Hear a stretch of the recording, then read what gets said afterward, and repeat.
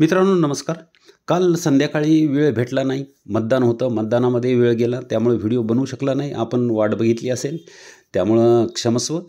आज आता मार्केट चालू व्हायला वेळ आहे. अजून 7:00-7:30 होत आहेत. तर व्हिडिओ बनवा म्हणून बनवत आहे. आज बघूया. आपण आज एक IPO बघू. IPOचं काय आहे तर C2C ॲडव्हान्स सिस्टीम IPO. जर तुम्ही इनिशियल पब्लिक ऑफरिंग अर्थात IPOमध्ये गुंतवणूक करण्याचा विचार करत असाल तर ही बातमी तुमच्यासाठी या आठवड्यात आणखी एक IPO गुंतवणुकीसाठी खुला होत आहे. IPO defence electronic solution provider C2C advance सिस्टीमचा म्हणजे हे त्याचं नाव आहे. इथं तुम्ही बघू शकता. हा IPO 22 नोव्हेंबरला सबस्क्रिप्शनसाठी खुला होईल म्हणजे शुक्रवारी आणि गुंतवणूकदारांना 26 नोव्हेंबरपर्यंत यात गुंतवणूक करता येणार आहे. हा 99 कोटी रुपयाचा IPO आहे ज्यात कंपनीनं केवळ 43.83 लाख इक्विटी शेअरचा नवीन इश्यू समाविष्ट केला आहे.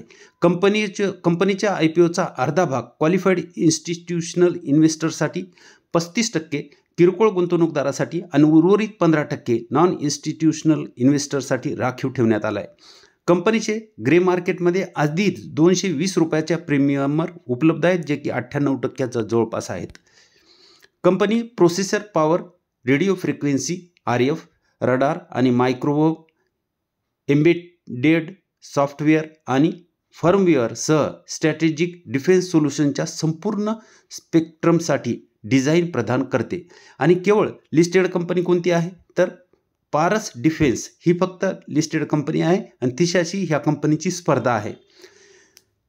पुढं आर्थिक स्थिती कशी आहे? गेल्या काही वर्षात कंपनीचा आर्थिक कामगिरी मजबूत होती आणि आर्थिक वर्ष 2024 नफा वाढून 12.3 कोटी रुपये झाला आहे जो की मागच्या वर्षी फक्त 2.9 कोटी होता. आणि त्याचं रेव्हेन्यू जर पाहिला तर रेव्हेन्यूसुद्धा महसूल जो आहे तो 8.05 कोटी रुपयावरून अनेक पटींनी वाढून 41.06 कोटी रुपये झालेला आहे. म्हणजे महसूल आणि नफा दोन्हीही चांगले वाढलेले आहेत. रिटेलमध्ये एक लॉट जर भरला तो 600 शेअरचा आहे आणि 1,35,600 एवढी रक्कम आपल्या बँकेत असेल तर हा IPO आपण भरू शकतो. SME IPO आहे, मोठा IPO आहे. ह्या IPOचं 22 तारखेला ओपन होणार आहे. 26 तारखेपर्यंत भरता येऊ शकते. 27 तारखेला अलॉटमेंट होईल आणि रिफंड इंटिमेशन जी आहे ते 28 तारखेला होईल आणि आपल्या खात्यामध्ये जर आपल्याला IPO लागला तर 28 तारखेलाच क्रेडिट होतील आणि लिस्टिंग होईल 29/11ला. याचा GMP बघू शकता जो की 99% होता आता वाढून 108% झालेला आहे. 226 रुपयाची IPO प्राईज आहे. 245 रुपये GMP आहे. दोन्ही मिळून 471 वर जर हा लिस्ट झाला तर आपल्याला 108% नफा होऊ शकतो. अजून IPO ओपन व्हायलाच 22 तारीख म्हणजे अजून 2 दिवस बाकी आहेत. त्याच्यानंतर अजून 26 तारखेपर्यंत हा IPO भरता येणार आहे. IPOचा GMP इथून अजूनही वाढण्याची शक्यता आहे. त्यामुळे जर एवढे पैसे असतील तर IPO जरूर भरा, फायदा होऊ शकतो. पुढे बघू.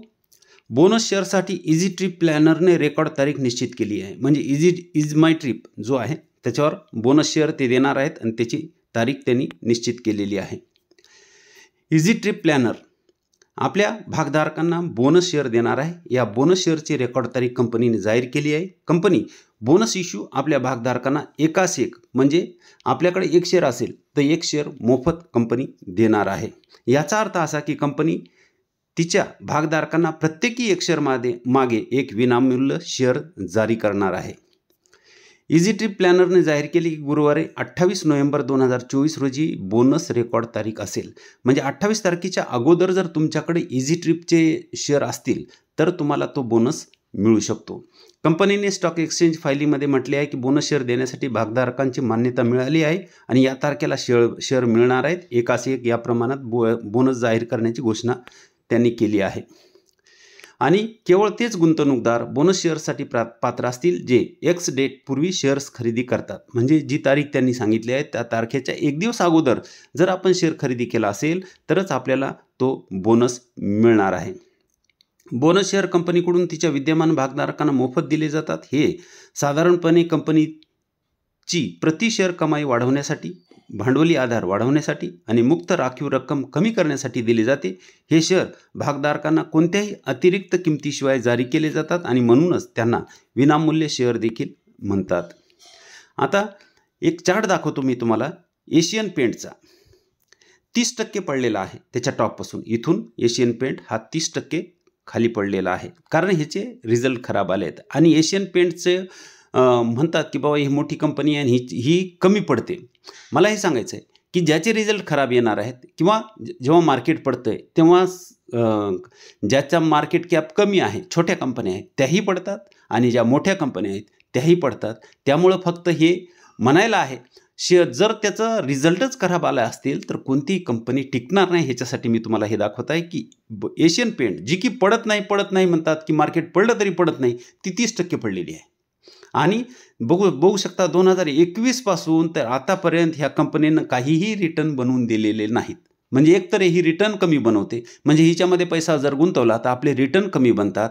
आणि पडायच्या वेळेस ही जर पडतच असेल तर मला फक्त एवढं सांगायचं आहे की मोठ्या ज्या कंपन्या असतील तर त्या थोड्या पोर्टफोलिओमध्ये असल्या पाहिजेत, नसल्या पाहिजेत असं नाही, परंतु त्या चांगल्या ग्रोथवाल्या असल्या पाहिजेत. त्याच्याबरोबर आपण स्मॉल कॅप कंपनीमध्ये जर गुंतवणूक केली तर आपला पैसा हा जास्त वाढू शकतो. ह्या कंपनीनं किती पैसा वाढवला आहे बघू शकता. 10 वर्षामध्ये फक्त 14% रिटर्न आहेत, 5 वर्षामध्ये 8%, 3 वर्षात -8 आणि चालू वर्षामध्ये -21% रिटर्न ह्या कंपनीनं बनवलेले आहेत. ह्या कंपनीचे सेल जरी पाहिले तर हेही आपल्याला सर्वसाधारणच पाहायला मिळतात, जे की चांगले नाहीत. डबल डिजिटमध्ये 20 किंवा त्याच्या पुढं असतील तर चांगले असतात, परंतु सेल्स आणि प्रॉफिट हे दोन्हीही पाहिले तर आपल्याला तेवढे चांगले पाहायला मिळत नाहीत.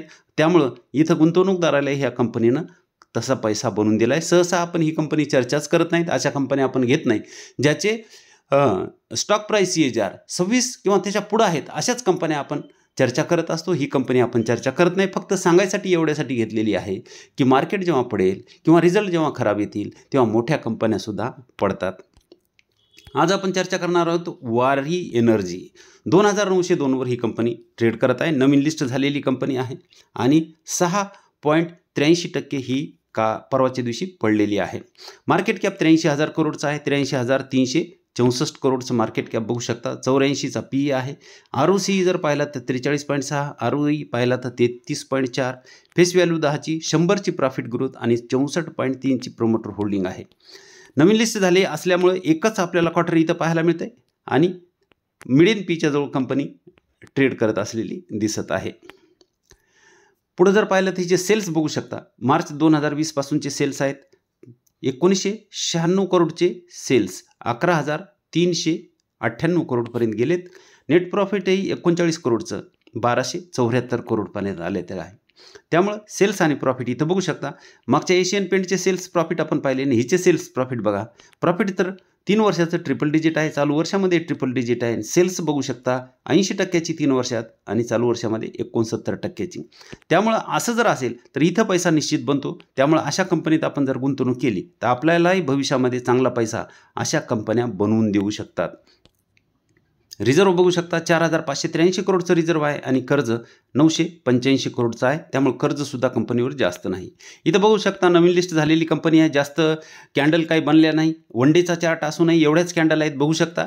हा जर सपोर्ट आपण म्हणला तर अजून सपोर्टच्या जवळजवळ कंपनी ट्रेड करत आहे आणि त्या दृष्टीनंच वर जात असलेली आपल्याला इथं पाहायला मिळू शकते. अशी हळूहळू ती वर सरकत आहे.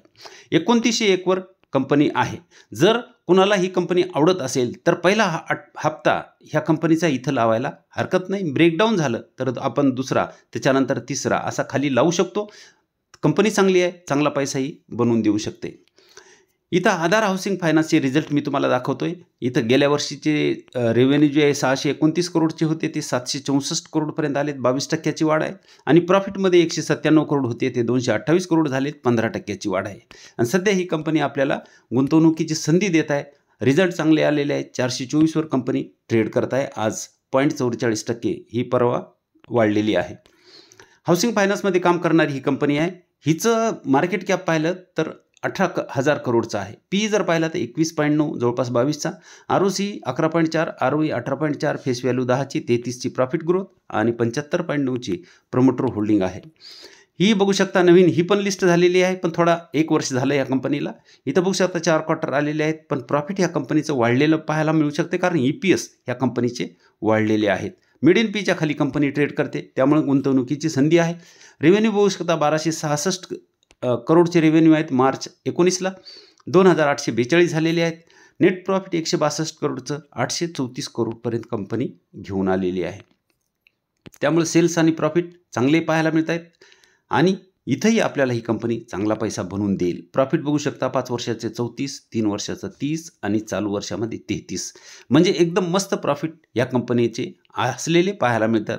त्यामुळे इथंही चांगला पैसा ही कंपनी बनवू शकते. 30% पुढं निश्चितच ही कंपनी बनवेल, कारण प्रॉफिट 30% पुढं आहेत.